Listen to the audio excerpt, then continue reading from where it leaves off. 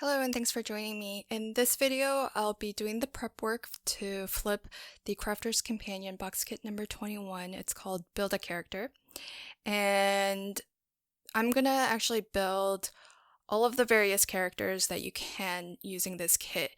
There are actually two different methods that they have available, and the first is what I'm doing here, which is using their pre-printed die-cut sheets and sort of paper dolling and gluing the pieces together.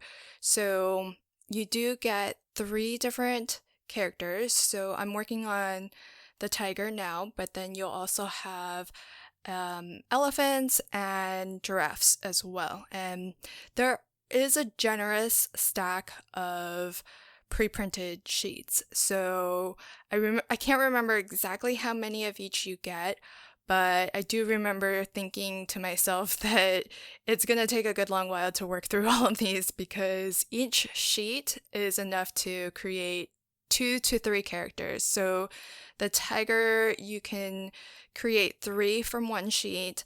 The giraffe, you can also create 3, and the elephant, you can only create 2 because it has larger pieces. I believe for each character, you get the same number of sheets, so that means in the end you'll have fewer elephants to work with. One of the things that I really like about the tiger is that because he has a lot of parts that you can kind of position differently, you could create different expressions. So you could tilt his head, you can move his tail in different directions, you could maybe swing one of his arms up or down. So that one I feel like has, there are some fun things that you can do there. I pretty much just went with what they showed. And that is the nice thing about these pre-printed sheets. On every sheet there is a fully assembled final image of the character that you're building. That way you know how your character should look once it's fully assembled. And I even fussy cut around the character that's printed in the bottom left corner of the sheets, and you can use those on your cards and projects as well. So that's kind of a nice added bonus. And one of the things with these that I don't show because I prepared it all in advance is they're really easy to pop out, the die cuts, but if you are looking for like a really nice smooth edge, I would just take an emery board or some fine grit sandpaper and just run that along the edge so that you kind of remove those little bits of paper that sometimes kind of hang on to the edges once you pop out your die cuts. And that just cleans everything up a little bit, makes it look a little bit more polished and more professional.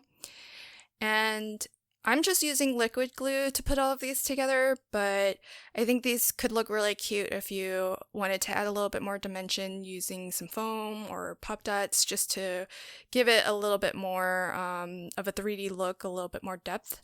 But I just wanted to keep everything flat just to start with. And here is the giraffe, which you can also get 3 out of per sheet. And super cute, really fun little characters. And the thing to note though is that as I mentioned at the beginning, there are 2 different methods of creating characters. The first is this die cut, this pre-printed die cuts that you sort of paper doll together. And then the second is using the die set that is provided in the kit. And it's 2 totally separate sets of characters. So the dies are not going to match with these 3 characters. You won't be able to create an elephant, a tiger, or a giraffe. Maybe the tiger, I guess. It kind of depends on whether the shapes line up, but that is something to keep in mind, is that the die cut the pre-printed die cuts are a different set of characters than the dies that are provided in the kit. So that might kind of also impact which you choose to use on your projects. But as you can see, these come together really quickly. They're super cute, and you do get a generous supply of all of them. So there are those 3. Then with the dies, there's one die plate, but it does cut out a variety of different shapes. And the kit does include this instruction sheet for how to assemble and create these various characters. And it's nice because each shape on the die plate is numbered. So on this instruction sheet, you sort of get a recipe for how many of each piece is required, because different animals will require different pieces, and there isn't a single animal that uses them all. So what you could do is just die cut white paper and then color it, or you could do what I did, which was to just die cut out of some of the solid color cardstock that comes in the kit. They do provide a pretty wide variety of colors. So definitely the colors that you see on their instruction sheet, which is what I'm gonna start out with. I'm just gonna sort of more or less follow what they have on their instruction sheet here, and then if you hang out to the end of the video, I'll have 2 additional bonus characters that I came up with. And really, the die plate just cuts out a variety of different shapes, so you can create anything that your imagination can come up with. So that's one of the really fun things about this particular die set, because you don't get the full animal, but you do get all of these fun little parts, and you can just kind of have a little bit of a play and figure out if there are other animals that you can create using these shapes in different ways. And so you'll see a couple that I come up with at the end of this video. So here I'm creating the lion, which is super cute, and it's in a similar style as the pre-printed die cut sheets, and so you might be able to figure out how to create a tiger out of this if you wanted to do some additional kind of coloring and drawing to get the stripes. And I'm just taking a black glaze pen to draw over the eyes, and that gives it a little bit of a shine. And then once that's dry, I'll come back in with a white gel pen and add that little highlight, and that just helps to kind of bring them alive a little bit. And now I'm going to move on to doing the little puppy dog, which is super cute. I don't think I added the little tufts of hair or fur that is suggested on the instruction sheet, because it looked a little bit strange to me, but then on second thought, when I was looking at my card afterwards, I thought, oh, maybe it does need it. I don't know. It's really certainly up to you how you put these cute little characters together. And so you don't necessarily have to strictly follow everything that they've lined out for you. And the kit does include the stamps for the eyes and the mouth, and it's 2 separate stamps, so if you do need to position those a little bit differently, you can, and you can create kind of different facial expressions with the mouth. Like you could put it on a little bit of a tilt if you want to have it look a little bit like a smirk, or you could put it upside down if you wanted the character to be sad. So a lot of different options there. And here I'll be working on the little cat, which does have a patch over one of his eyes, which you could use for the dog as well. I actually didn't use it on the cat that I assembled, and I also didn't add the collar on the cat or the dog. But there is a die that will cut that piece. And the way that I did my die cutting was I actually just sort of cut small pieces of solid color cardstock and just carefully laid it over the die that I needed.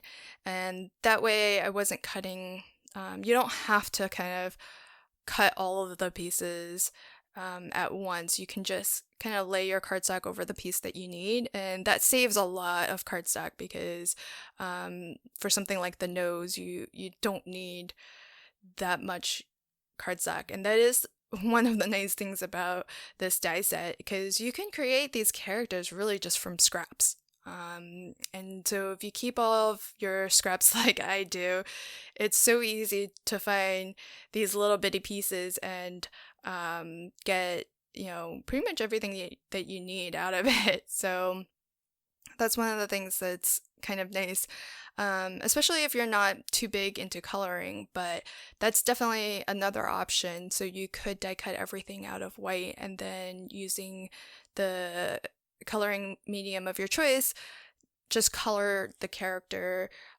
whatever color that you like. So whichever method you prefer definitely works. And what I did was I actually die cut everything out of just plain scrap piece of white cardstock, and I numbered those. I put the coordinating number on those die cuts to match how they've numbered it on the plate, the die cutting plate. That way I can just kind of play with the pieces and just explore and assemble, see how I can create new characters with them. And if I come up with characters that are interesting, I can always write down the little recipe to die cutting recipe to assemble that character. And one of the things that's really nice about the unicorn is that the mane and the tail are actually the same shape, just used differently and positioned differently. So that's really nice. It just gets you thinking about how you can put all of these pieces to use in different ways, different orientations, and they don't strictly have to just serve, that single purpose. So here are the 4 characters that you do get the instructions for with the dies that you can cut out. And so I'll also show, as a recap, the 3 characters that come on the pre-printed sheets. So you'll be able to create in total 7, at a minimum, 7 different characters. But here I'm going to show you 2 additional characters that I came up with, which I think they were the most obvious ones that jumped out to me. I think there are probably tons of other characters that you could probably create using this set of dies. And off the top of my head, one of the ones that I want to try to do is a fox, because I think that bushy tail sort of reminds me of a fox, or possibly maybe a squirrel. I think you could probably do a horse pretty easily because they do have the unicorn. So that's probably another one that would be easy to do. But this first one that I'm doing here is a little piggy. And so I'm just using the snout from the unicorn, the ears from, I think both the unicorn and the cat have the same shaped ears. And then for the front legs, I just did a partial die cut of one of the other dies just to get those stubby little legs. And that was pretty much it. So now you have cute little piggy. And then the next one that was that jumped out at me was to do a sheep. And so here I am using, and I do highly recommend using tweezers, especially if you do have those reverse tweezers where the default position is closed, because some of these pieces are really itty bitty, so it definitely helps to have little tweezers to hold on to everything. But for the sheep, I used what was the lion's mane, and that's going to be his fluffy body. And originally, I was going to use the head in the same orientation that all of the other heads are, but then I decided to actually turn it upside down, which is what you just saw me do there. I think it kind of adds to that sort of fluffy look of a sheep to have those extra little bumps at the top of his head. And so I am gonna restamp his face and also use the ears that came from the dog and added that little extra tuft of fur. And I gave my sheep a sheepish smile. So I think, the sky's the limit on these, right? So you can really just have fun, play with the shapes, and see what you can get out of them. But there's my final sheep. And for his little legs, I did his legs the same way I did the little piggy's front legs. So there you go. Tons more different characters, I'm sure. So if you have the set and you've come up with other characters, please do share, because I'd love to add to my little corral of animals. Thanks so much for joining me. Have a fantastic day. Bye.